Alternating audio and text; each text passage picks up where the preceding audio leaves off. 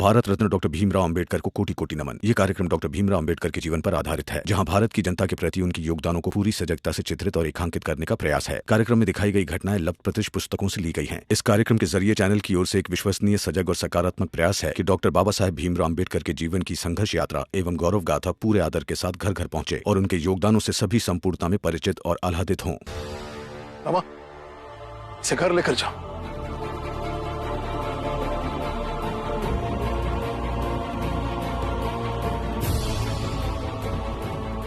बाबा ने जो कहा वो तुम्हें भी सही लग रहा है ना? हाँ। क्यों? कैसे? आंखों के सामने सब कुछ हो रहा है, कैसे नजर फेर सकते हैं आप? चलिए। अब तुम कहाँ लेके जा रही हो? चलिए, बैठिए यहाँ, बैठिए। आप ही कहता है ना कि जब मन बेचैन हो तो ध्यान लगाना चाहिए, तो लगाइए ध्यान। बैठिए, बैठिए ना। मैं कह रही हूँ ना, आपको अच्छा लगेगा, बैठिए।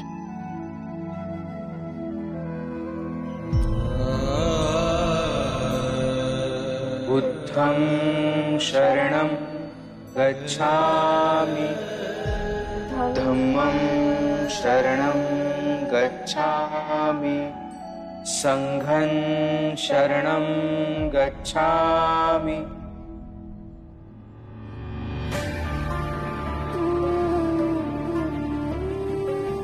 वकील साहब के पास जाकर कहूंगा कि वो भीम को समझाए कि नरोत्तम जोशी और उसके परिवार के मामले में ना फंसे, क्योंकि उन्हें मौका चाहिए भीम को फंसाने का, और मैं ये उन्हें नहीं दे सकता। बाला। बाबा, बाबा, क्या हुआ? आप ऐसे परेशान क्यों लग रहे हो? वो भीम को लेकर कुछ परेशान हूं। वो नरोत्तम जोशी भीम को अपने घर लेकर गया। अंदर आने के लिए तुम्हें अपनी जान देनी होगी। क्या तुम तैयार हो अपनी जान देने के लिए और मेरी विधवा बेटी को न्याय दिलाने के लिए?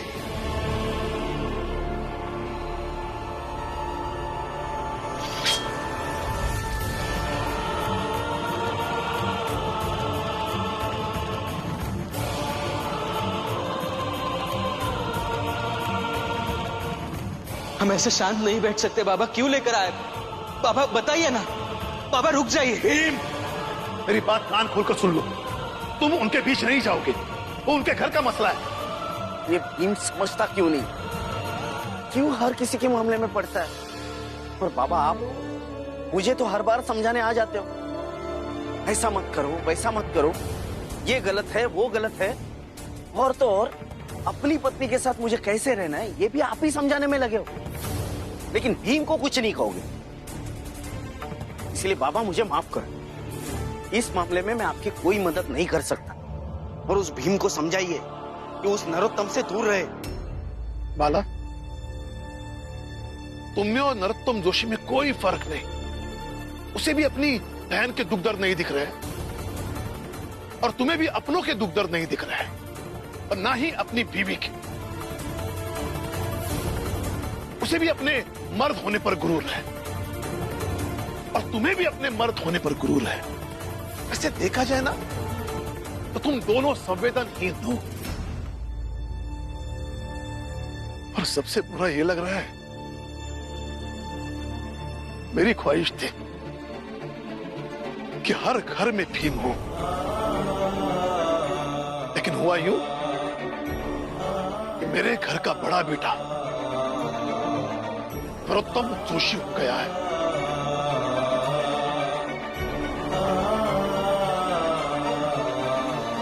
बिल्कुल ठीक कहा, हो गया हूं मैं नरोत्तम जोशी।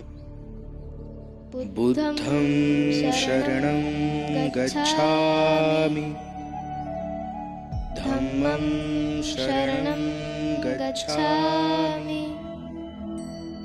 संघं शरणं गच्छामि, धम्मं शरणं गच्छामि, संगम कमाल है।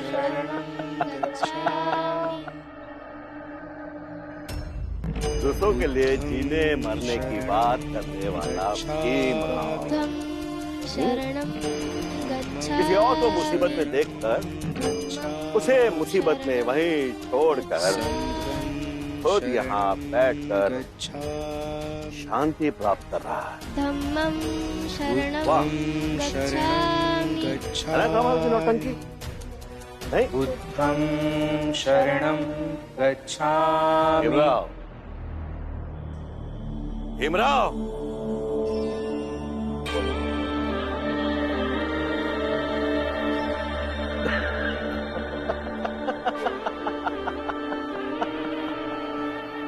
वैसे व्यक्ति और परिस्थिति को देखकर ही तू अपना भाषण देता है। देखा, अगर तू अपने विचारों पर इतना ही कायम है तो नरोत्तम जोशी की बहन को मुसीबत से बचा ले, या फिर तो इतने सारे उच्च जात वालों को देखकर डर गया। प्रचंड देव जी, मैं समझ रही हूँ कि आप मेरे पति को उकसा रहे हैं और आप ये कोशिश कर रहे हैं कि नरोत्तम जोशी और उनके परिवार से उलझे और आप सब उसका फायदा उठाएं। हाँ, शायद हम यही चाह रहे हैं, लेकिन उससे भी ज्यादा हम ये देखना चाह रहे हैं ये भीमराव कैसे नरोत्तम जोशी की बहन को मुसीबत से बचाता है। तो अब क्या करोगे तुम दोनों? दुबक कर कहीं बैठ जाओगे या फिर उस नरोत्तम जोशी की बहन के लिए लड़ोगे? नहीं लड़ेंगे, ये सबका ठेका नहीं ले रखा है। और मेरे पति भावुक है, न्याय की लड़ाई लड़ते हैं, बेवकूफ नहीं है जो आपके बहकावे में आ जाएंगे। घर चलिए आप।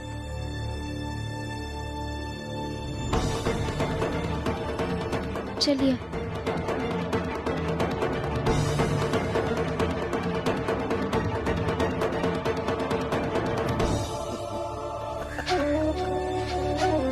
अब मजा आएगा भीमराव, देखते हैं कि तू क्या करता है। मदद करेगा तो फंसेगा, और नहीं करेगा तो जो लोग तुझे हिम्मती और झारू मानते हैं, मैं उनकी इस मान्यताओं को गलत साबित करके तुझे और नीचे गिरा दूंगा। चल!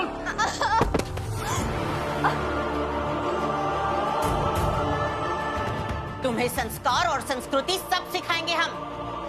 हाय, आप तो मेरी बात सुनिए। बाबा, मेरी बात सुनिए। बस तेरी बात सुने। आई बाबा, आज से इसका खाना पीना बंद, क्योंकि दिमाग में इसके कचरा भर गया है। उस दिन खाना पीना बंद रहेगा तो होश ठिकाने आएंगे।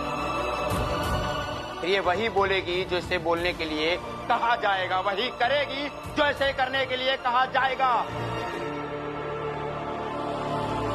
चलिए।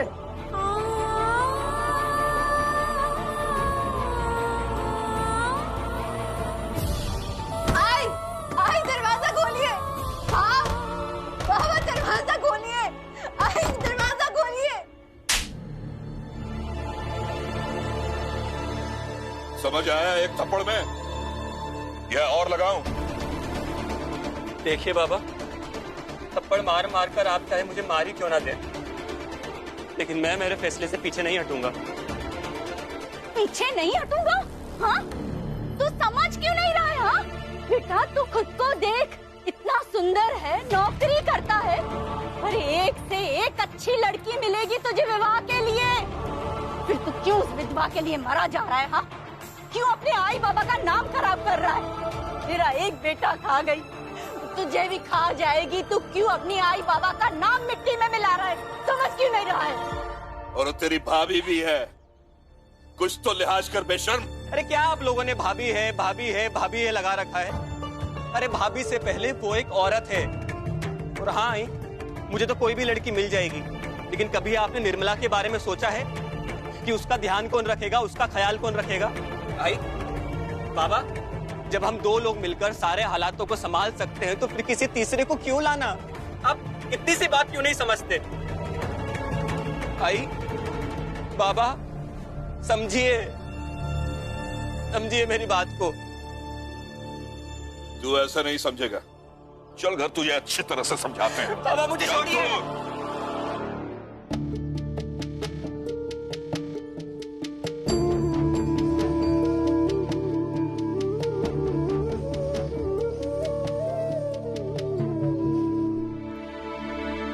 क्या हो? भीमा, रमा, हमें लगता है तुम जो भी काम करते हो सिर्फ अपने फायदे के लिए करते हो। अब फायदा अगर सिर्फ तुम्हारा हो तो हम तुम्हारी बात क्यों माने? हाँ, और तुम्हारे कहने पर क्यों लड़ाई करें, क्यों धरना दें?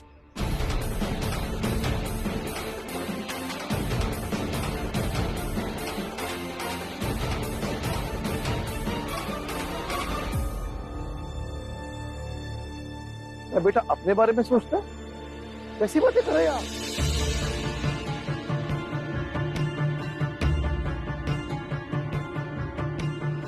ये सबके बारे में सोचता है अगर, तो वो सरला ने मुआवजे के पैसे जो फीस के रूप में दिए थे इसे, उसमें से एक तो पैसा इन लोगों को दे देता, लेकिन नहीं।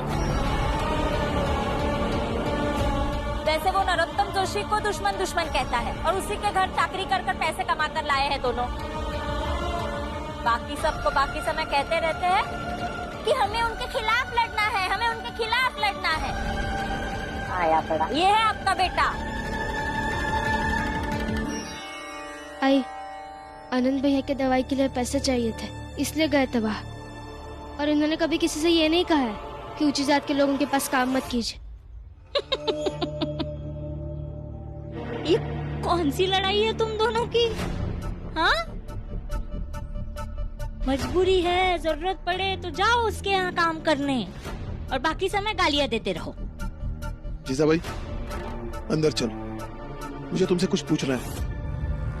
मेरा मौन व्रत है।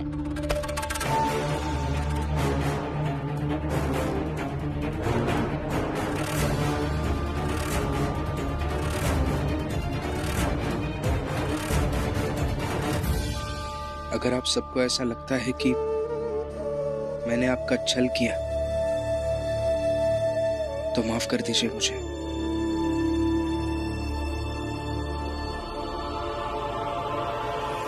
रुको भीमराव,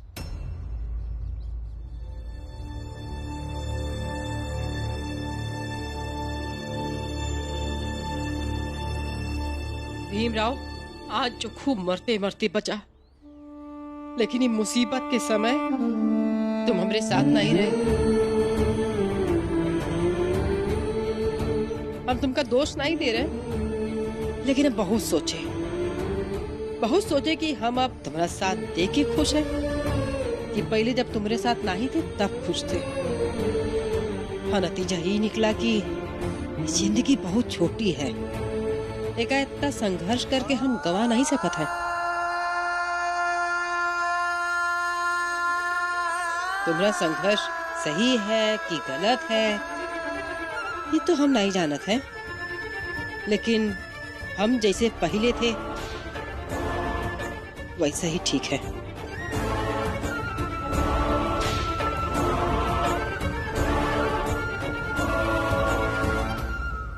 वाह, क्या बात है, वाह, ये तो बहुत बढ़िया भवा। हाँ? अरे देर से ही सही, हम लोगन की औरतन को अक्ल तो आई।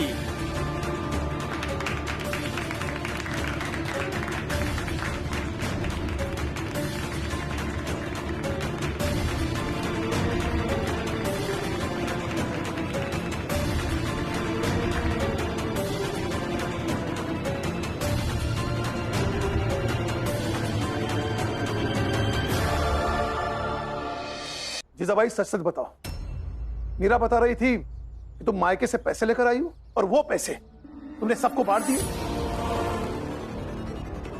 जीजा भाई ऐसे मौन व्रत धारण करने से मेरे सवाल खत्म नहीं हो जाएंगे। मुझे सवाल का जवाब चाहिए।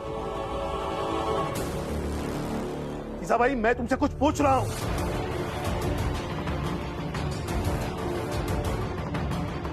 ठीक है, मत दो जवाब, जो करना है करो, लेकिन मेरी एक बात हमेशा याद रखना, जितना तुम गलत करोगी उतना तुम ज्यादा भुगतोगी।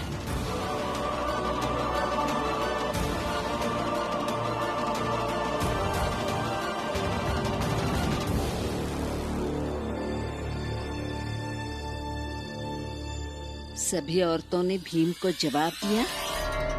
ये देखकर बड़ा मजा आया। बाकी सब तो ठीक है भाभी, लेकिन हुलिया भीम के विपक्ष में हो गए, और वो भी इतनी आसानी से। पैसों में बड़ी ताकत होती है। खैर, आगे क्या जीजाबाई? अब आगे जो भी होगा ना भाभी, वो कल सुबह होगा। अभी तो सब भीम से दूर हुए हैं, लेकिन हमें ये दूरियां और बढ़ानी होगी, ताकि बाद में कोई उसके पास ना जाए। हाँ जीजा भाई। और सुना है नरोत्तम जोशी के विधवा बहन की लड़ाई भी लड़ने को पागल हो रहा था, पर रमा और राम जी ने उसे रोक लिया। ऐसे ही एक एक करके उसे सब छोड़ जाएंगे, तो उसका हौसला भी पस्त हो जाएगा। क्या पता यहीं से उसका लड़ाई लड़ने का भूत भी उतर जाए।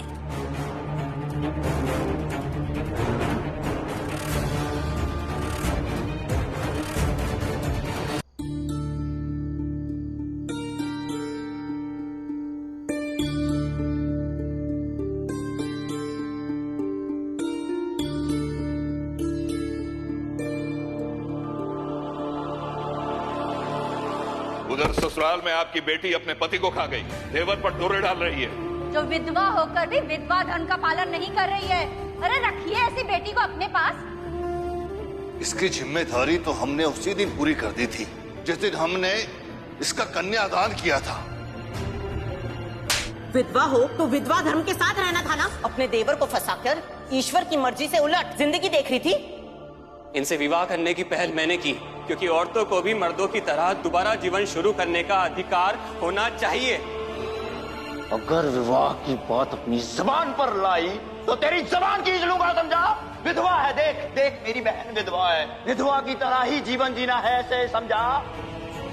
मुझे बस इतना लगता है कि आपको आपकी बेटी का विवाह इनके साथ करवाना चाहिए। आगे बढ़ और पार कर ले चौखट, फिर मैं अपनी विधवा बेटी का विवाह अभय से कर दूंगा।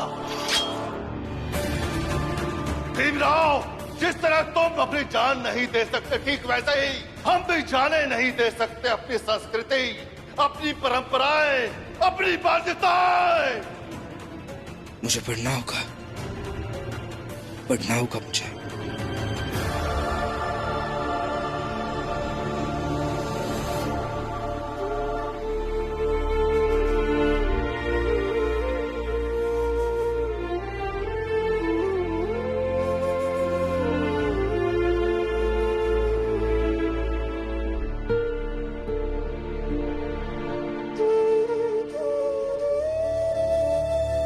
कैसे शांत करूं इन्हें। मैं जानती हूँ कि ये बार बार उन्हीं सब चीजों को याद कर रहे हैं और परेशान हो रहे हैं।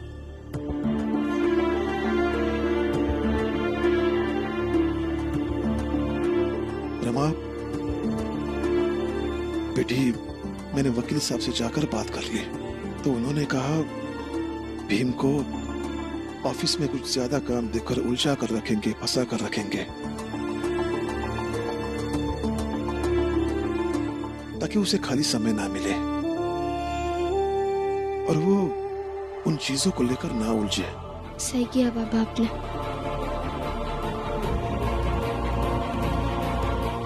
लेकिन बाबा, निर्मला जी का क्या होगा? पता नहीं, जब तक ये पूरा समाज नहीं बदल जाता तब तक ऐसी परिस्थिति में जो होगा उसकी अपनी अपनी किस्मत होगी।